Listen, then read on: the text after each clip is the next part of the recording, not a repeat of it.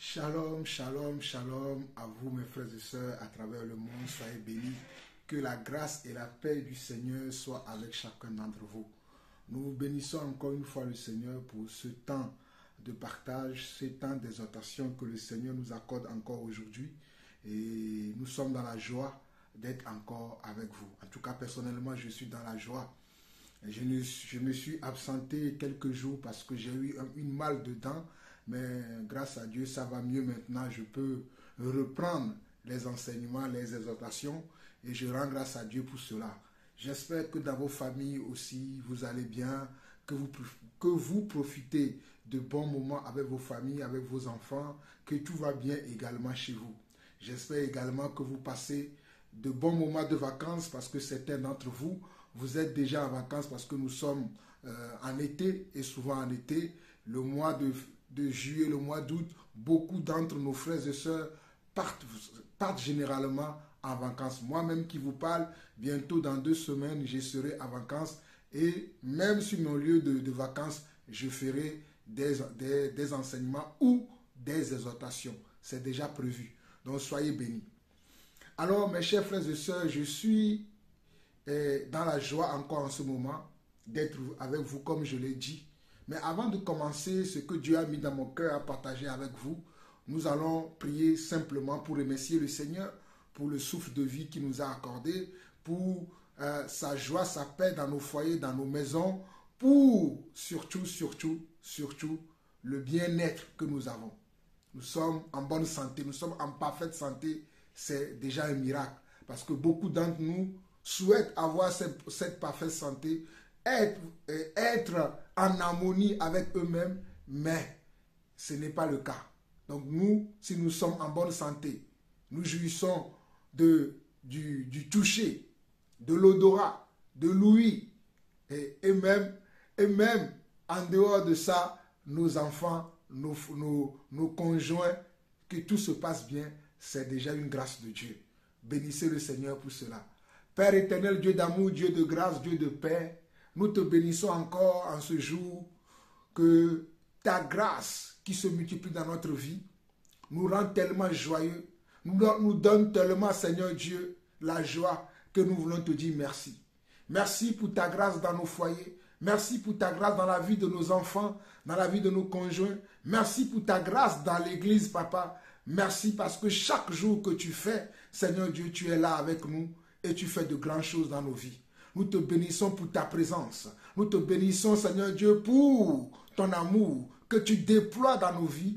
Et surtout, Seigneur Dieu, parce que tu nous préserves et que tu nous gardes, Papa. À présent, Seigneur Dieu, pendant ce moment où nous allons encore partager ta parole, où nous allons encore, Seigneur Dieu, nous éduquer, Papa, où nous allons encore nous affermir et surtout, nous allons encore recevoir des instructions de ta part. Aide-nous, Seigneur Dieu, à ne pas être des auditeurs oublieux, mais à mettre en pratique ce que tu nous enseignes tous les jours afin d'être de bons représentants de ton royaume et de mieux représenter le royaume. Sois béni, sois glorifié. Au nom de notre Seigneur Jésus-Christ, nous avons ainsi prié. Amen. Alors, mes chers frères et sœurs, aujourd'hui nous sommes le mardi 25 juillet 2023. J'ai reçu un message venant d'un frère. Un frère, et lorsque j'ai reçu le message du frère, c'est un message vocal que j'ai écouté. Et quand j'ai reçu ce message, je me suis dit, waouh, ce frère ne va pas être la seule personne qui est dans cette situation. Il y a beaucoup de personnes qui sont dans cette situation. Il y a beaucoup de personnes peut-être qui vivent la même chose. Parce que c'est un enseignement que j'ai fait il y a de cela quelques années, ou bien j'en ai parlé brièvement dans plusieurs séries d'enseignements, dans plusieurs enseignements. Mais aujourd'hui, je vais nous parler de quoi? De la solitude. Je tais le nom du frère qui m'a envoyé cette question et qui concernait la solitude. Il dit qu'il sent la solitude des serviteurs de Dieu aujourd'hui dans l'église. Une solitude qui l'attriste. Et quand j'ai écouté son audio, je lui ai répondu brièvement, mais ça m'a mis à cœur, et en écoutant son audio, j'ai eu à cœur de partager avec vous l'église la solitude. La solitude d'un enfant de Dieu, la solitude des serviteurs de Dieu ou bien la solitude des servants de Dieu. J'ai eu envie de partager cela avec vous, de partager avec l'Église pourquoi nous devons nous armer de la pensée d'être seuls. Et oui, mes chers frères et sœurs à travers le monde, nous devons nous armer de la pensée d'être seuls. Je répète encore, nous devons nous armer de la pensée d'être seuls.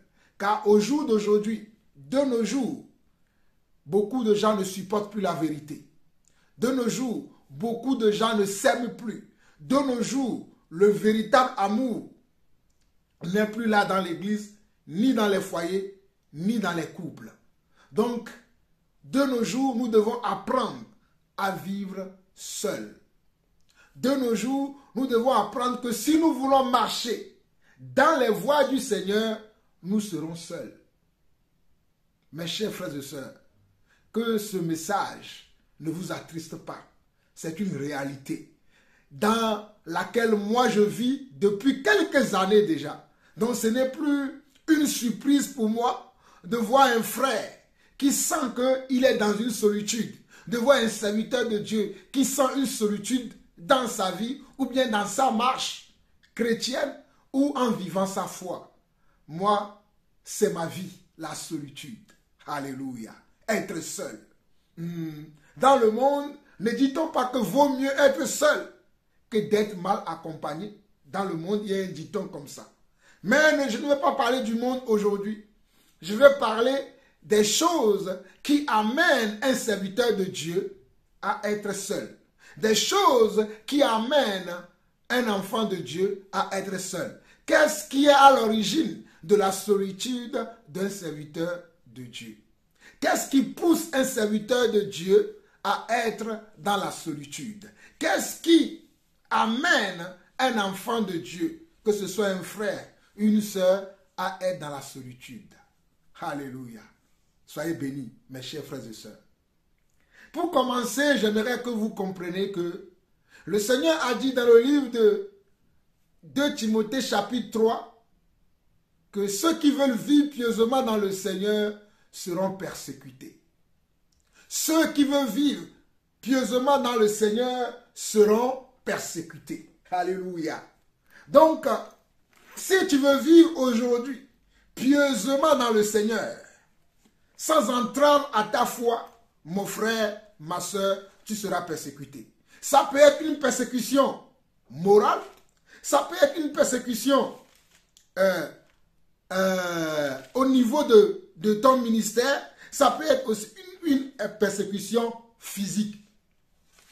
Dans certaines contrées, certains de nos frères et sœurs subissent des persécutions, on va dire, physiques. Mais dans d'autres contrées, il y a des persécutions morales ou des persécutions comme quoi tu seras rejeté de la communauté. Tu seras rejeté de tes frères et sœurs. Tu seras rejeté dans la communauté dans laquelle tu as grandi, tu as évolué. Tu ne seras plus la bienvenue parce que tu veux vivre pieusement dans le Seigneur. Écoutez-moi très bien.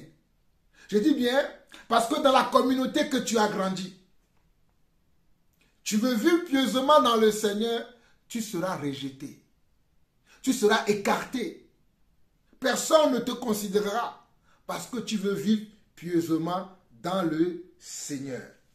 Parce que tu veux vivre pieusement dans le Seigneur.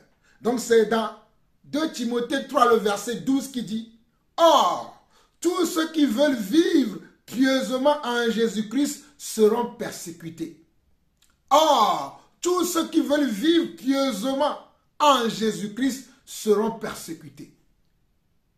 Comme je l'ai dit, ça peut être une persécution morale, ça peut être une persécution au niveau de ton ministère, ça peut être une persécution physique, ça peut être une persécution sentimentale où on t'agresse, on ne te calcule plus, on ne te considère plus, tu es rejeté. C'est aussi une forme de persécution pour ne citer que cela.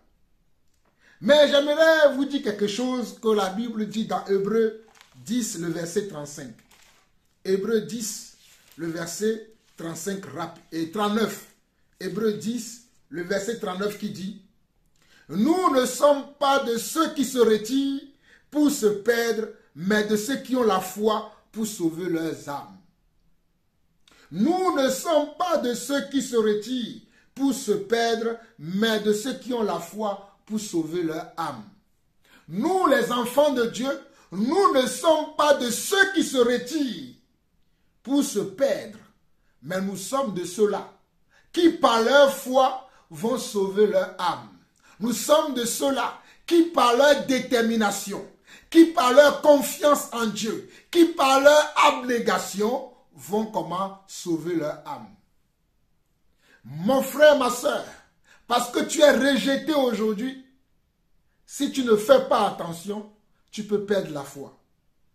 Ma soeur, parce qu'on ne te comprend pas, parce qu'on ne comprend pas ta position, parce qu'on ne comprend pas comment tu te positionnes pour le Seigneur, comment tu veux vivre ta foi, comment tu veux expérimenter ta foi, si tu ne fais pas attention, parce que le monde dans lequel tu vis, la communauté dans laquelle tu vis, l'église dans laquelle tu progresses, parce que la manière dont toi, tu veux vivre ta foi, on ne t'accepte pas si tu n'es pas aussi très assis spirituellement, tu peux te retirer pour te perdre. Tu vas dire, vaut mieux que je retourne dans le monde, cela vaut mieux pour moi.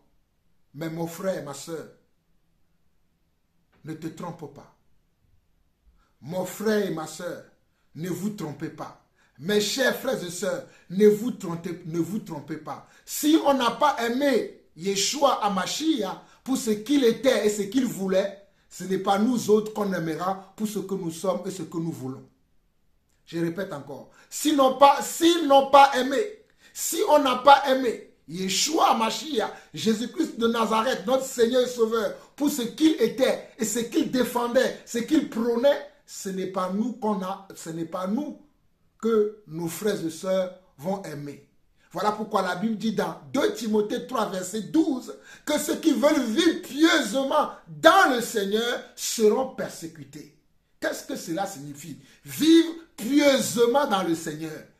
Vivre pieusement dans le Seigneur veut dire simplement vivre dans la volonté de Dieu. Faire ce que Dieu veut. C'est ça, vivre pieusement dans la volonté de Dieu. Faire ce que Dieu veut. Parler comme Dieu veut. Agir comme Dieu veut. Considérer les choses comme Dieu veut qu'on les considère. Alléluia. Nous devons considérer les choses, les épreuves, les choses que nous voyons, que nous subissons dans le monde, nous devons les considérer comme Dieu veut que nous les considérions. Nous ne devons pas les considérer avec le regard de l'homme, avec la manière de l'homme de voir les choses, mais nous devons considérer les choses de la manière de Dieu, alléluia, de voir les choses. Si tu es dans ce cas, mon frère, ma soeur, tu es la bienvenue. Si tu n'es pas dans ce cas, tu es dans l'autre monde. Qu'est-ce que je veux dire par là? Mon frère et ma soeur, si tu regardes les choses de la manière dont Dieu veut que tu les vois, alors mon frère, tu es béni. La bénédiction de Dieu t'accompagnera tous les jours de ta vie, même si tu es seul. Alléluia. Oh mon frère, ma soeur, j'aimerais t'annoncer aujourd'hui que si tu vis les choses de la manière de Dieu, tu vois les choses de la manière de Dieu, et à cause de cela, tu es mis au placard, sache que la puissance de Dieu est avec toi. La grâce de Dieu est sur ta vie. L'amour de Dieu est sur toi. Alléluia. Oh mon frère, j'aimerais que tu saches cela. J'ai écouté beaucoup de frères ces derniers temps, beaucoup de sœurs. Et je sais même actuellement que beaucoup de mes sœurs, beaucoup de mes frères sont persécutés. Beaucoup. Et vous vous sentez seul. Vous vous sentez incompris. Vous vous sentez inconsidéré. Vous vous sentez négligé. Vous vous sentez comment? Les mots me manquent pour dire tout ce que vous ressentez. Mais sachez que vous n'êtes pas seul. Et que ce que vous vivez, c'est la volonté de Dieu pour vous. Maintenant, il y a une chose que vous devez comprendre, que ce soit vous et moi-même, nous devons comprendre quelque chose qui est très important. Nous devons comprendre quelque chose qui est très important. Et c'est ce que je m'en vais vous partager par ces quelques partages très rapidement avant d'aller dans le fond du sujet. Mais croyez-moi, c'est un sujet sur lequel je vais beaucoup parler ces derniers temps, voire même faire des courtes exhortations. Quand je dis des courtes exhortations, voire même faire des exhortations qui vont durer peut-être 30 à 40 minutes, parce que je crois que l'Église a besoin d'être accompagnée, d'être enseignée, d'être encouragée à vivre la solitude. Oui. Si nous regardons dans Ésaïe 53, oh alléluia, j'aime la parole de Dieu. Ésaïe 53, le verset 3. Ésaïe 53, le verset 3 qui dit ceci. Ésaïe 53, le verset 3. Je vais trouver le passage qui dit ceci. Méprisé et abandonné des hommes, homme de douleur et habitué à la souffrance, semblable à celui dont on détourne le visage, nous l'avons dédaigné, nous n'avons fait de lui aucun cas. Regardez bien, Ésaïe 53, verset 3 dit, méprisé et abandonné. Méprisé et abandonné de qui? Des hommes. Ce sont les hommes qui ont méprisé Yeshua à Mashiach. Ce sont les hommes qui ont rejeté Yeshua à Mashiach. Ce sont nous les hommes qui avons rejeté le Saint de Dieu, la vérité, l'homme saint, l'homme pur, l'homme puissant, l'homme qui a la solution de toutes choses dans ses mains, c'est nous qui l'avons rejeté. La Bible dit méprisé et abandonné des hommes, homme de douleur et habitué à la souffrance. Homme de douleur et habitué à la souffrance. Mon frère, ma soeur, j'aimerais que tu comprennes que tu dois être habitué à la souffrance. Tu dois être habitué à la souffrance, car tel père, tel fils. Si celui qui nous a engendrés dans la foi était un homme de douleur, était un homme qui est habitué à la douleur, toi mon frère, toi ma soeur qui m'écoute, tu dois être habitué à la douleur aussi.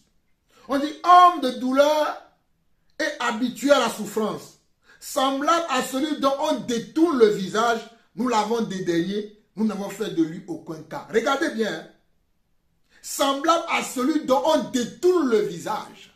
Oh, Jésus n'avait rien de beau qui pouvait attirer le monde. Jésus n'avait rien, oh alléluia, Jésus n'avait rien d'intéressant pour pouvoir attirer le monde. Il n'avait rien d'intéressant pour pouvoir attirer le monde. Il n'avait rien qui pouvait amener les gens à être pour lui. Tous étaient contre lui. Personne ne voulait de lui, de cet homme-là. C'est un homme qui était habitué à la souffrance. Regardez, semblable à celui dont on détourne le visage, nous l'avons dédaigné. Nous n'avons fait de lui aucun cas. Jésus n'avait rien qui pouvait attirer les gens vers lui. Jésus n'avait rien qui pouvait faire que les gens pouvaient le considérer. Jésus n'avait rien qui pouvait faire que les gens trouvaient de l'intérêt chez lui. Il n'avait rien de tout ça. Il était un homme de douleur, un homme habitué à la souffrance. Mais toi, tu veux que toi, tout le monde t'accepte. Toi, tu veux que tout le monde t'accepte. Mon frère, ma soeur, laisse-moi te dire aujourd'hui que si on a préféré, oh alléluia, le brigand, le méchant, le voleur, le tueur des âmes qui était Barabbas à Jésus, crois-moi qu'on ne te préférera pas. Dans la communauté dans laquelle tu progresses, dans la communauté dans laquelle tu vis, lorsque tu vas parler, parce que tu veux vivre pieusement dans le Seigneur, tu veux faire les choses de la manière dont Dieu veut que tu fasses les choses, les gens ne vont pas t'aimer. Oh, alléluia. S'ils n'ont pas aimé Yeshua Mashiach, crois-moi que ce n'est pas toi qu'on va aimer. Voilà pourquoi la Bible déclare que c'est un homme méprisé et abandonné. On va te mépriser, on va t'abandonner, on va mépriser tes paroles parce qu'ils n'ont pas prêté attention aux paroles de Yeshua Mashiach, s'ils avaient prêté attention à ces paroles, ils n'auraient pas préféré, comment, le brigand, le voyou, le malfaiteur Barabbas et le laisser lui mourir à la croix. Parce que c'est un homme habitué à la souffrance. Il était seul à la croix. Mais je vais vous prouver qu'il n'était pas seul. Il était avec son Dieu. Il était Dieu lui-même d'ailleurs. Mais c'était le châtiment qui devait tomber sur lui pour que vous et moi, nous puissions avoir la vie. Pour que vous et moi, nous puissions être la famille des saints aujourd'hui. Que nous puissions parvenir à la famille des saints aujourd'hui. Alors comprenons par là que si nous souffrons la solitude, si nous souffrons le rejet, si nous souffrons l'incompréhension, parce que nous voulons faire la volonté de Dieu et que les gens ne veulent pas faire la volonté de Dieu, sachez qu'il y a quelqu'un qui est passé par là avant nous. La Bible dit qu'il était habitué. Alléluia. Il avait l'habitude. On dit homme méprisé et abandonné des hommes. Méprisé et abandonné des hommes, homme de douleur et habitué à la souffrance. Ma soeur, tu vas me dire ce message est dur, mais elle n'est pas dure. Ce message n'est pas dur. Ce message est pour toi. Comprends que parce que tu es méprisé parce que tu veux vivre selon la parole de Dieu. Tu veux vivre selon la doctrine de Dieu. Tu veux vivre selon les préceptes de Dieu. Tu veux vivre selon le commandement de Dieu. Tu veux vivre selon l'Esprit de Dieu. Tu ne veux pas faire comme monsieur tout le monde. Tu ne veux pas abandonner ta foi. À chaque proposition qu'on te fait, tu consultes ton Dieu. Oh mon Dieu, que penses-tu de cette proposition? Que penses-tu de cette affaire? Que penses-tu de ce mouvement? Que penses-tu de cette doctrine? Que penses-tu de telle chose? Tu amènes tout devant ton Dieu avant de pouvoir participer à quoi que ce soit. Mon frère, ma soeur, laisse-moi te dire que c'est toi qui as la bonne attitude. Ce n'est pas parce qu'une majorité de personnes aujourd'hui se sont créés un groupe de personnes. Ce sont eux que les gens aiment voir. Ce sont eux que les gens aiment applaudir. Ce sont eux que les gens aiment considérer que toi, mon frère, tu vas changer ta manière de vivre, ta manière de fonctionner, ta manière de voir les choses. Oh, alléluia. Laissez-moi vous dire que ce n'est pas parce que il y a une certaine lumière qui brille à un endroit qu'il y a forcément du soleil là-bas. Ça peut être, oh, alléluia, un courant qu'on a branché et qu'on a mis comment de l'électricité. Et toi, tu crois que c'est le soleil, mais ce n'est pas le soleil. Oh, alléluia. Tout ce qui brille n'est pas de l'or. On peut prendre, alléluia, du fer et le badigeonner un peu avec, oh, alléluia, une couleur jaune. Et toi, tu vas croire, tu vas dire, ah, peut-être c'est de l'or. Mais non, mon frère, détrompons-nous, détrompez-vous. Mon frère, ce n'est pas parce qu'aujourd'hui, la majorité des personnes qui se disent qu'ils sont enfants de Dieu, qui sont des serviteurs de Dieu, ne veulent pas vivre selon la parole de Dieu, ne veulent pas se soumettre à la parole de Dieu telle qu'elle doit être. Beaucoup de gens ne veulent pas se soumettre à la parole de Dieu aujourd'hui. Beaucoup de gens ne veulent pas vivre le vrai évangile aujourd'hui. Ils veulent vivre un évangile dilué. Ils veulent vivre un évangile bonbon. Ils veulent vivre un évangile qui leur permet de faire tout ce qu'ils veulent. Un évangile qui leur permet de faire tout ce qui leur passe par la tête. Mon frère, ma soeur, laisse-moi te dire que si toi tu ne veux pas vivre cela, tu veux être dans l'évangile parfait, l'évangile juste, l'évangile qui apprécie les choses de la manière de Dieu, l'évangile qui voit les choses de la manière de Dieu, l'évangile qui rejette aussi les choses de la manière de Dieu, c'est toi qui as le bon comportement, c'est toi qui as la bonne attitude. Voilà pourquoi tu te sens seul, tu ne te sens pas soutenu, tu ne te sens pas encouragé, tu ne te sens pas compris, tu ne te sens pas accepté. Parce que ta méthode ne correspond pas à tout le monde. Parce que ta compréhension est différente de la compréhension des autres. Parce que ta sagesse est au-dessus de la sagesse des autres. Parce que ton intelligence est au-dessus de l'intelligence des autres. Mais cela ne veut pas dire que c'est toi qui dois changer. Cela ne veut pas dire que c'est toi qui dois changer, mais ce sont les autres qui doivent changer. Ce sont les autres qui doivent changer leur manière de faire, qui doivent changer leurs propos, qui doivent changer leur perception des choses. Mais toi, tu dois garder le cap. Tu dois garder le cap. Tu dois garder le cap pour arriver à bon port. Voilà pourquoi je vous ai lu dans Hébreux 10, le verset 39, que nous ne sommes pas de ceux-là qui se retirent pour se perdre. Nous n'allons pas nous retirer parce que nous sommes incompris. Nous n'allons pas nous retirer parce que nous n'avons pas la même façon de faire les choses comme les autres. Nous n'allons pas nous retirer parce que nous n'avons pas l'hypocrisie en nous, parce que nous n'avons pas la haine en nous, parce que nous n'avons pas la jalousie en nous, parce que nous n'avons pas le mépris en nous, mais que nous avons la foi. Nous avons la foi, car la foi est une ferme assurance des choses qu'on espère, une démonstration de celles qu'on ne voit pas. La foi était toujours une ferme assurance, une ferme confiance dans les choses que nous espérons, dans les choses que nous croyons, une démonstration de celles que nous ne voyons pas. C'est pour cela que ce n'est pas la foi que nous allons sauver notre âme. Alors mon frère, si tu vis seul, tu es rejeté dans ta communauté parce que tu veux faire les choses de la manière de Dieu, sois la bienvenue dans le club des incompris, dans le club des rejetés.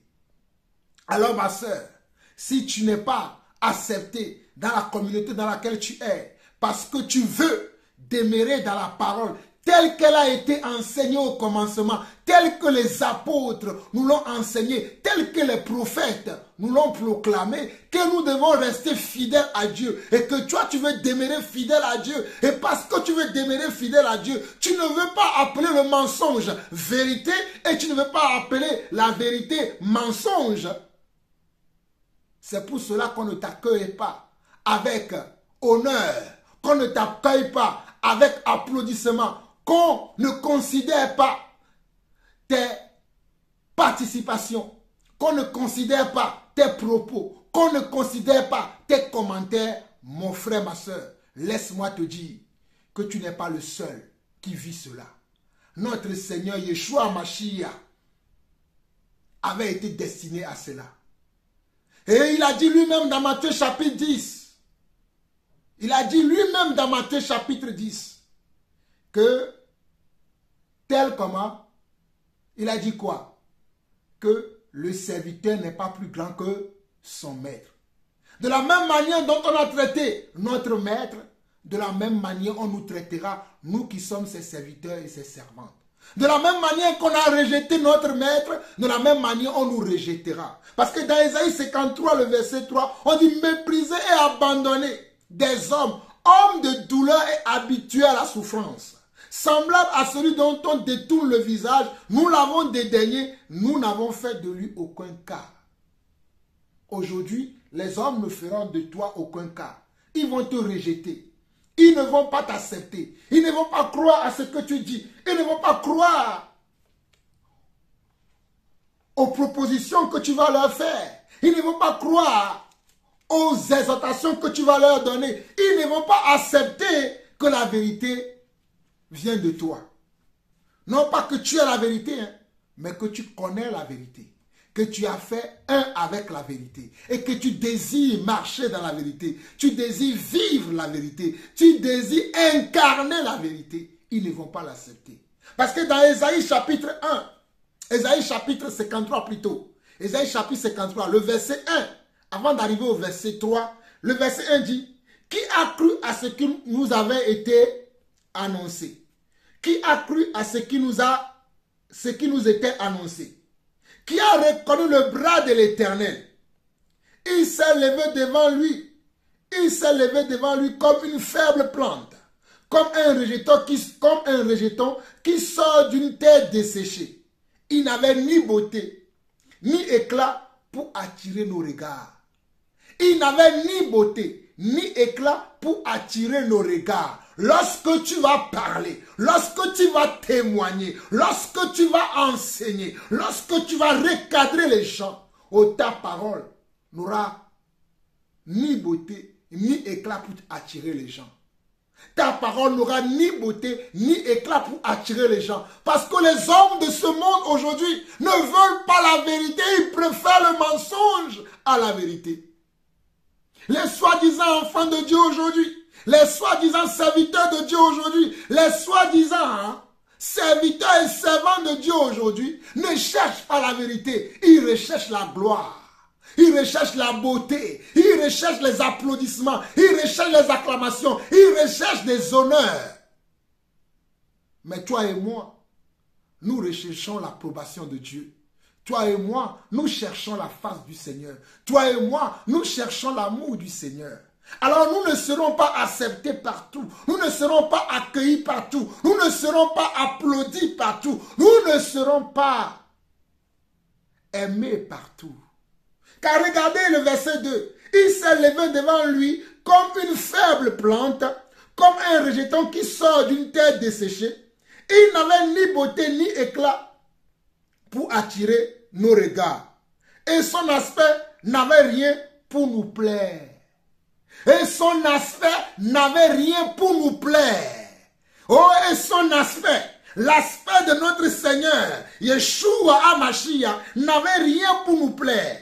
Il n'avait rien d'intéressant pour nous attirer à lui. Le Seigneur n'avait rien d'intéressant pour nous attirer à lui. Oh, alléluia. Jean-Paul Lawson n'a rien d'intéressant pour attirer les hommes à lui.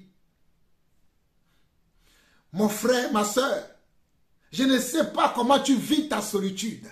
Mais moi, j'ai compris que je n'ai rien pour attirer les regards sur moi. Je n'ai rien pour que les gens me considèrent. Parce que je ne suis pas comme tout le monde. Parce que je suis différent des autres. Parce que je suis unique à mon genre. Parce que je suis quelqu'un qui veut ressembler à Christ. Voilà pourquoi la Bible dit, imitez comment? Imitez Christ. Paul dira dans 1 Corinthiens chapitre 11 verset 1, il va dire, imitez-moi, car moi aussi j'imite Christ. Mais la plupart des croyants aujourd'hui, la plupart des soi-disant enfants de Dieu aujourd'hui, n'imitent plus Christ. Ils imitent un autre Jésus. Mais ils n'imitent pas le Jésus véritable. Parce que le Jésus véritable, quand tu l'imites, tu es rejeté. Quand tu veux imiter le Jésus véritable, tu es incompris, tu es inconsidéré, tu es comment? Rejeté des hommes. Alors beaucoup d'hommes et beaucoup de femmes aujourd'hui ne veulent plus ressembler à Christ. Alléluia. Oh, voilà pourquoi le verset 3 dit, méprisé et abandonné des hommes, hommes de douleur et habitués à la souffrance, semblable à celui dont on détourne le visage, nous l'avons dédaigné, nous n'avons fait de lui aucun cas. Mon frère, pourquoi tu veux que les gens fassent de toi un cas? Pourquoi tu veux que les gens te considèrent? Pourquoi tu veux que les gens s'attachent à toi? Pourquoi tu veux que les gens t'apprécient? Pourquoi tu veux ça, mon frère? Oh, aime seulement que le Seigneur t'apprécie. Aime seulement que le Seigneur te considère. Aime seulement que le Seigneur aime ce que tu fais, aime ce que tu es. Aime que ça. Ne cherche pas la gloire des hommes, car les hommes aiment ce qui est à eux. Le monde aime ce qui est à eux. Le monde aime et préfère ce qui est à eux. Mais le monde n'aime pas le Seigneur Dieu. Voilà pourquoi on a présenté le juste devant eux et l'injuste devant eux. Ils ont choisi l'injuste. Ils ont rejeté le juste. Nous ne sommes pas dans le monde pour être comme le monde.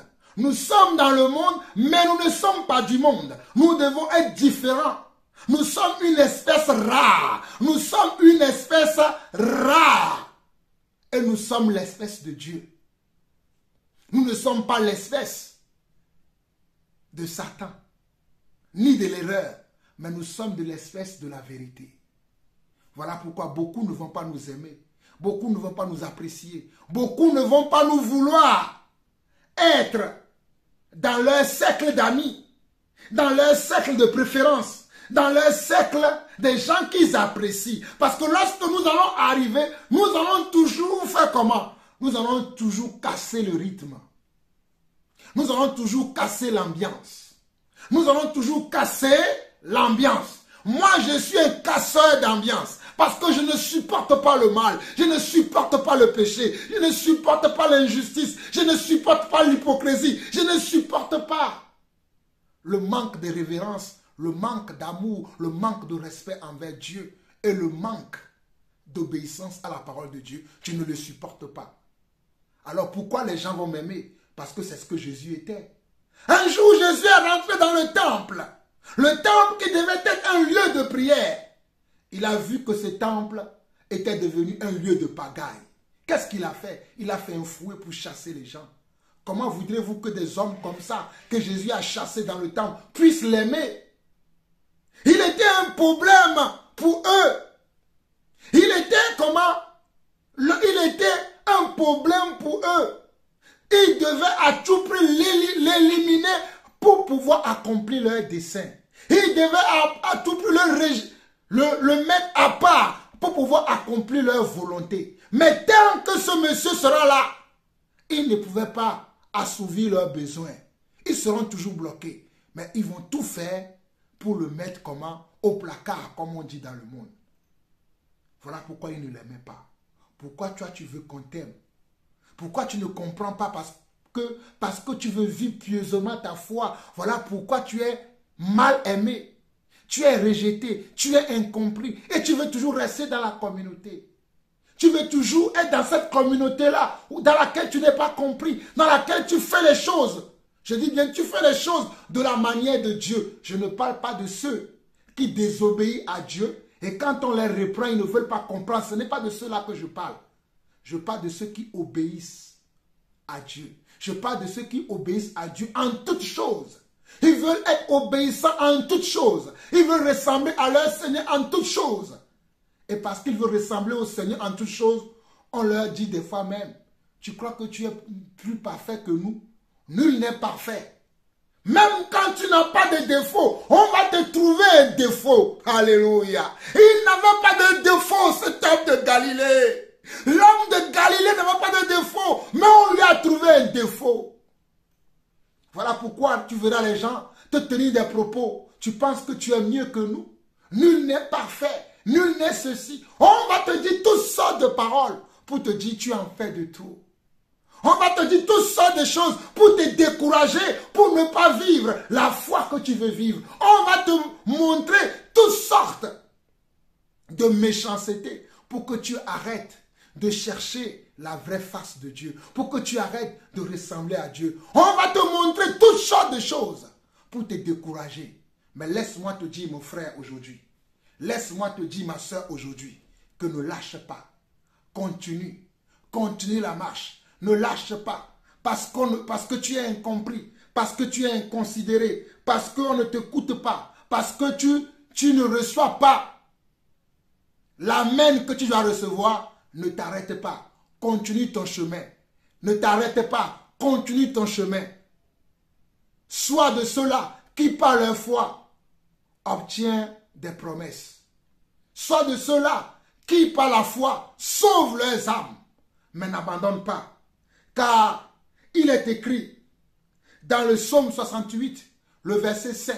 Le psaume 68, le verset 5, il est écrit que Dieu est le Père. Psaume 68, le verset 5, dans certaines versions, c'est le verset 6. Que le Père des orphelins, le défenseur des veuves, c'est Dieu dans sa demeure sainte. Écoute-moi très bien. Le Père des orphelins, le défenseur des veuves, c'est Dieu dans sa demeure sainte.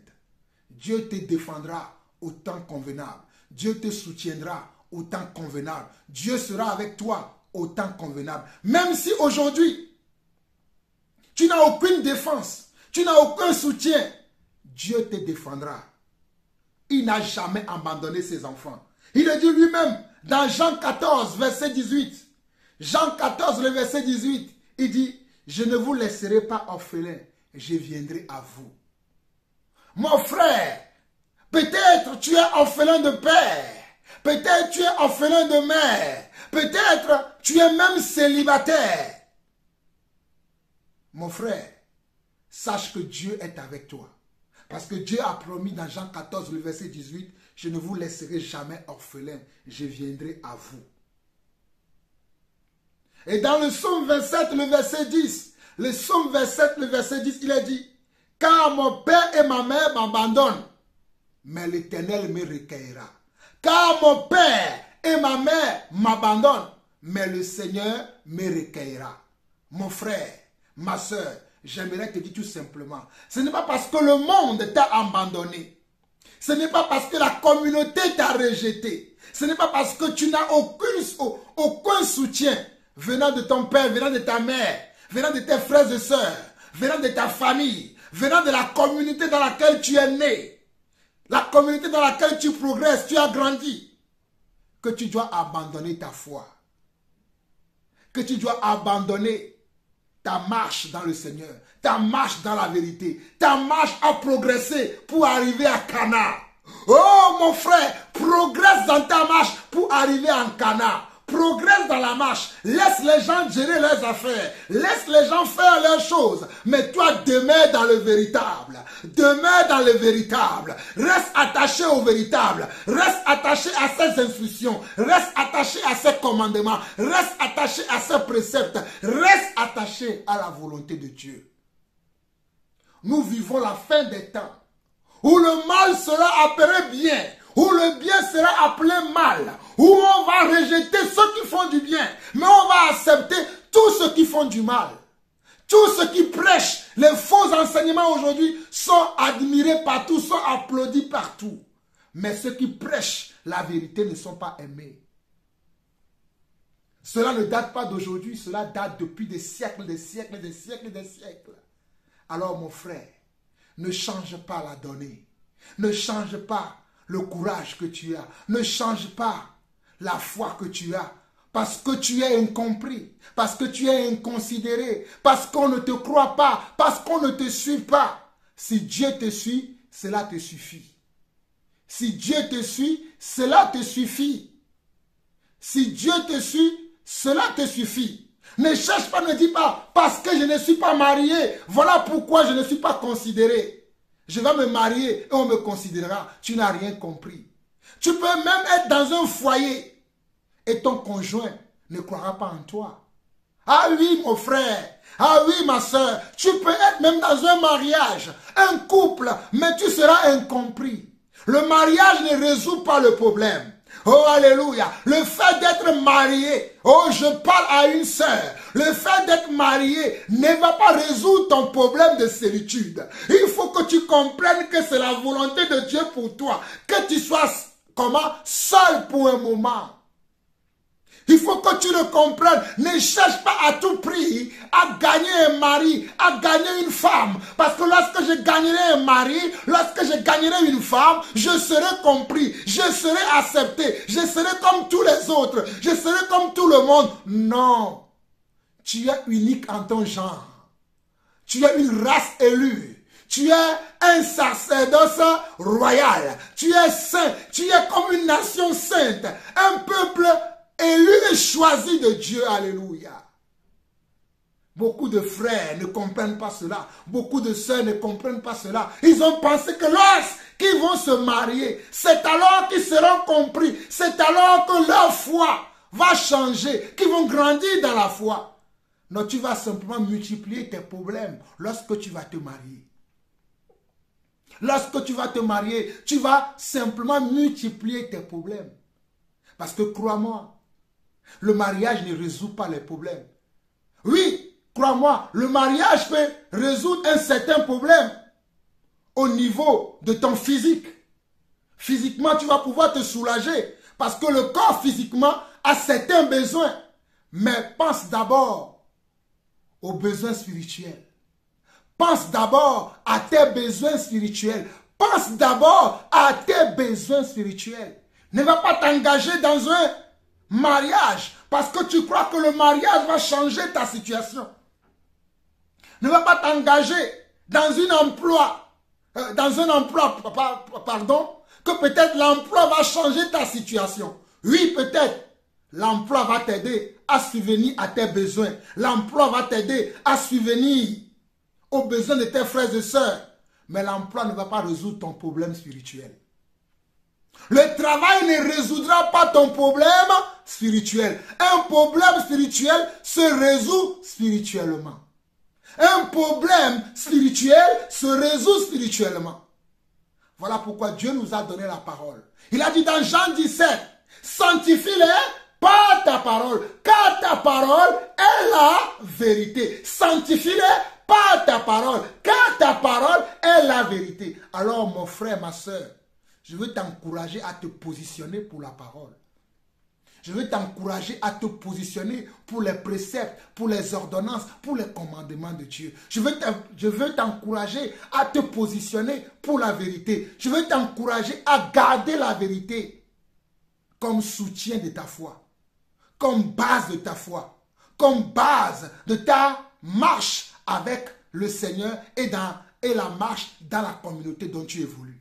Et si tel n'est pas le cas dans la communauté, quitte cette communauté. Quitte cette communauté qui veut te tuer. Quitte cette communauté qui te fait du mal. Quitte cette communauté. Abraham était dans quelle communauté? Moïse était dans quelle communauté? Joseph était dans quelle communauté? Shadrach, Meshach, Abednego étaient dans quelle communauté? Ce sont des gens qui étaient seuls. Daniel était seul dans la fosse au lion, mais il était avec son Dieu. Alléluia. Daniel était seul dans la fosse au lion, mais son Dieu était avec lui. Je répète encore, Daniel était seul dans la fosse au lion, mais Dieu était avec lui. Jésus-Christ, Yeshua Mashiach, était seul à la croix, mais le Seigneur était avec lui à la croix. Yeshua Mashiach était seul sur la croix de Golgotha, mais il est ressuscité le 3e jour. Alors mon frère, ma soeur, toi qui vis mal le fait d'être incompris, toi qui vis mal le fait de ne pas être accepté là où tu es, mon frère, c'est la volonté de Dieu pour toi. Ma soeur, c'est la volonté de Dieu pour toi. Il vaudrait mieux pour toi que tu ne sois pas accepté que d'être accepté alors que les gens sont dans le mensonge, alors que les gens sont dans le faux, alors que les gens sont dans la duplicité, alors que les gens sont dans l'hypocrisie, alors que les gens ne respectent aucune règle. Ils ne sont soumis à aucune loi. Ils ne respectent rien. Ils ne croient en rien. Ils vivent comme ils veulent. Ils font les choses comme ils veulent. Ils acceptent les choses comme ils veulent. Ils ne sont soumis à aucune règle. Ils ne respectent rien. Tout ce qu'ils veulent, c'est satisfaire leurs désirs. C'est satisfaire leur plaisir.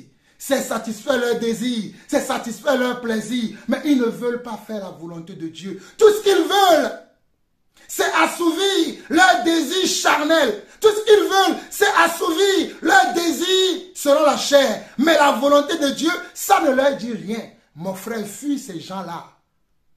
Mon frère, ma soeur, fuis ces communautés-là, fuis ces églises-là, car la parole déclare, si c'est dans cette vie simplement, oh, dans 1 Corinthiens chapitre 15.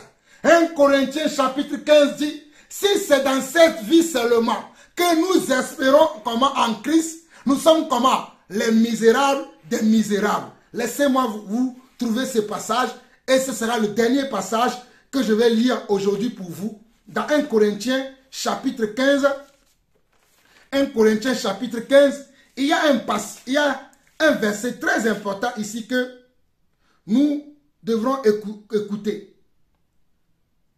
1 Corinthiens 15, le verset 19 dit, si c'est dans cette vie seulement que nous espérons en Christ, nous sommes les plus malheureux de tous les hommes. Si c'est dans cette vie que nous espérons seulement en Christ, nous sommes les plus malheureux de tous les hommes.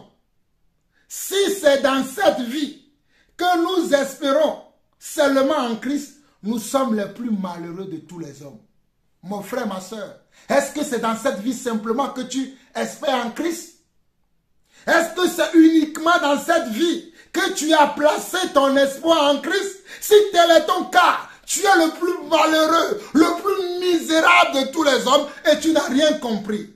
Christ n'est pas mort à la croix pour que tu sois accepté par tout le monde. Christ n'est pas mort à la croix que tu sois applaudi par tout le monde. Christ n'est pas mort à la croix pour que tu sois compris par tout le monde. That is the truth. Christ n'est pas allé à la croix pour que toi tu obtiens un mariage, pour que toi tu obtiens un travail, pour que toi tu sois comment aimé sur les réseaux sociaux. Christ n'est pas mort à la croix pour ça. Christ est mort pour sauver ton âme. Voilà pourquoi si tu espères seulement dans cette vie que tu seras apprécié par-ci, tu seras apprécié par-là, tu n'as rien compris. Il est écrit, 1 Corinthiens 15, verset 19, si c'est dans cette vie seulement que nous espérons en Christ, nous sommes les plus malheureux de tous les hommes. Si c'est dans cette vie, il y a des gens qui veulent tout maintenant dans cette vie. Ils veulent tout. Il faut que tout le monde m'accepte partout où je vais. C'est dans cette vie que tu veux ça. Il faut que tout le monde me croie partout où je vais. C'est dans cette vie que tu veux ça. Il faut que tout le monde m'applaudisse quand j'interviens, quand je parle. C'est dans cette vie que tu veux ça. Il faut que j'obtienne ce travail. Il faut que j'obtienne ce poste. Il faut que j'obtienne ce mariage. Il faut que j'ai des enfants. Il faut que j'ai ceci. Christ n'est pas mort pour le charnel. Christ est mort pour ton âme. Christ n'est pas mort pour tes désirs charnels. Christ est mort pour sauver ton âme. Je répète encore, Christ n'est pas mort pour tes désirs, pour tes sentiments. Mais Christ est mort pour sauver ton esprit, ton âme. Oui, c'est la vérité. Tu veux être accepté. Tu veux être adulé. Tu veux être aimé. Oh, alléluia. Oui, je peux le comprendre. Oh, quand on est rejeté, ça fait mal. Oui. Oh, voilà un rejeté qui vous parle. Quand on est rejeté par sa propre famille, par sa propre communauté, la communauté dans laquelle on a écouté l'évangile pour la première fois, mais en grandissant, on a tellement grandi spirituellement qu'on a compris beaucoup de choses qui ne vont pas dans la communauté dans laquelle nous sommes, que les choses ne sont pas à leur place, que les gens ne sont pas à leur place, que les choses sont déplacées, les choses sont faites à tort et à travers, les choses ne sont pas faites selon les commandements, selon les ordonnances de Dieu, et on veut les réparer, on veut apporter notre pierre à l'édifice. On veut simplement apporter notre pierre à l'édifice, mais on n'est pas compris, on n'est pas accepté, on est rejeté, on est malmené. Mon frère, comprends seulement que ta place n'est pas là-bas. Comprends seulement que Dieu t'appelle à la solitude, que tu viens d'obtenir ton visa, ton billet d'entrée dans la famille de ceux qui sont seuls pour sauver leur âme par leur foi. Tu viens d'obtenir ton billet d'entrée, ton visa pour rentrer dans la famille de ceux qui sont seuls pour sauver leur vie. Ne cherche pas à être avec tout le monde. Oh, ne cherche pas, mon frère. Ne cherche pas, ma soeur, à être avec tout le monde. Tu es unique en ton genre. En tout cas, ce que je crois, c'est ce que je partage avec toi. Si tu crois que Dieu t'a appelé à vivre l'évangile de la manière dont les apôtres et les prophètes l'ont vécu. Souvenez-vous des prophètes de l'ancienne alliance, comment ils ont terminé leur vie. La plupart ont terminé seuls. Souvenez-vous de Paul. Paul qui a dit tous m'ont abandonné.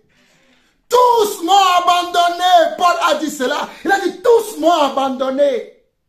Tous m'ont abandonné. Il a même dit que certains l'ont abandonné pour l'amour du siècle présent. Paul l'a dit que certains l'ont abandonné pour l'amour du siècle présent. Je vous lis ça rapidement. 2 Timothée chapitre 4. Très rapidement, oh Seigneur, béni sois-tu pour ta parole. 2 Timothée chapitre 4, Paul dit, 2 Timothée chapitre 4, verset 10, au verset 14, il dit, viens au plutôt vers moi, car Démas m'a abandonné par l'amour pour le présent siècle. Il est parti pour Thessalonique. Crescent est allé en Galatie, Tite en Dalmatie. Luc seul est avec moi. Luc seul est avec moi. Regardez. Et dans le verset 16, Paul dit, dans ma première défense, personne ne m'a assisté, mais tous m'ont abandonné. Que cela ne leur soit point imputé. 2 Timothée 4, le verset 16. Paul dit, dans ma première défense, personne ne m'a assisté, mais tous m'ont abandonné. Que cela ne leur soit point imputé. Ceci se passe dans l'église. Ceci se déroule dans l'église. Alors mon frère, ma soeur, je suis le serviteur, l'apôtre Jean-Paul Lawson, qui vient t'exhorter. Toi qui es rejeté, toi qui es abandonné, toi qui es incompris, toi qui es inconsidéré, que ceci est normal. On n'est pas le seul. Nous avons eu des prédécesseurs avant nous qui étaient inconsidérés, qui étaient incompris, qui étaient rejetés, qu'on n'avait pas assisté, qu'on n'avait pas encouragé, qu'on n'avait pas accompagné. Mais ils ont quand même terminé leur course. Ils ont achevé leur course. Ils ont achevé leur course. Ma prière pour toi qui m'écoutes, ma prière pour toi mon frère, pour toi ma soeur qui m'écoute, dans cet enseignement ou dans cette exhortation, c'est que tu gardes le cap. Tu dois achever la course. Tu dois achever la course. N'abandonne pas parce que tu es incompris. N'abandonne pas parce que tu es rejeté. N'abandonne pas. Ne te replie pas sur toi. Fortifie-toi et prends courage. Fortifie-toi et prends courage. C'est ce que le Seigneur a dit dans Josué, chapitre 1, le verset 5. Josué 1, le verset 5. Le Seigneur a dit à Josué, fortifie-toi et prends courage. Fortifie-toi et prends courage. Je ne t'abandonnerai pas. Je ne te délaisserai pas. Je serai avec toi pour finir la course avec toi. Dieu est avec nous. Il a dit dans Jean 14, le verset 18, que je ne vous laisserai pas orphelins. Je viendrai à vous. Alors mon frère, alors ma soeur, toi qui vis la solitude, toi qui te sens seul, toi qui te sens incompris, toi qui te sens inconsidéré, toi qui te sens mal aimé dans la communauté dans laquelle tu évolues, tu progresses, ou dans la communauté que tu conduis. Peut-être tu veux faire les choses de la manière du Seigneur, peut-être tu veux faire les choses de la manière de Dieu, ou peut-être tu es en train de faire les choses de la manière de Dieu. Tu es en train de conduire les choses de la manière de Dieu. Et pour cela, tu es rejeté, tu es incompris, tu es mal aimé. Ceci est la volonté de Dieu pour nous. Ceci est la volonté de Dieu pour nous. Alors que le Seigneur te bénisse, mon frère, que le Seigneur te bénisse, ma soeur, toi qui as compris cela. Fortifie-toi et prends courage. Garde ta foi. Continue la marche. Ne t'arrête pas. Éternel, mon Dieu, mon roi, mon Seigneur, je te bénis pour cette exhortation, cet enseignement que tu as mis dans mon cœur suite à la préoccupation de mon frère. Seigneur, je pense que beaucoup de frères, beaucoup de sœurs sont dans cette situation. Ils ont été trahis. Ils ont été trahis dans leur propre amour, dans leur propre foi. Ils ont été rejetés ou elles ont été rejetées. Elles ont été trahies. Elles ont été abusées. Elles ont été incomprises. Elles ont été vilipendées. De quelque manière que ce soit, Seigneur, aujourd'hui, je te prie d'apaiser le cœur de tous ces frères et sœurs. Je te prie de les encourager, papa. Je te prie de leur donner, Seigneur Dieu, un mental d'acier, afin qu'ils puissent continuer la marche, afin que nous puissions ensemble continuer la marche, sans entrave, sans oublier que, Seigneur, telle est la récompense de ceux qui veulent te suivre, de ceux qui veulent vivre avec toi et de ceux qui veulent marcher selon ta parole. Que chacun de nous puisse garder le cap, que chacun de nous puisse, Seigneur Dieu, être enraciné, fondé sur toi. Que personne ne puisse tomber, papa. Que personne ne puisse être mal en lui-même parce qu'il veut vivre la vraie foi. Oh Seigneur, c'est toi qui donnes le vouloir et le faire. Je te prie, Seigneur, de donner à chacun d'entre nous le vouloir et le faire. Donne-nous le vouloir et le faire. Apaise nos cœurs, apaise nos vies, augmente-nous la foi, augmente-nous la foi, augmente-nous la foi. Aplanis nos sentiers, aplanis notre marche, aplanis notre marche et sois toujours avec nous. Béni sois-tu, Père, pour tout ce que tu fais dans nos vies. Béni sois-tu pour cet instant. Béni sois-tu pour tous mes frères et sœurs à travers le monde. Et reçois la gloire, l'honneur, la puissance pour des siècles. Au nom de Yeshua Mashiach, nous avons ainsi prié. Amen. Shalom, shalom et shalom.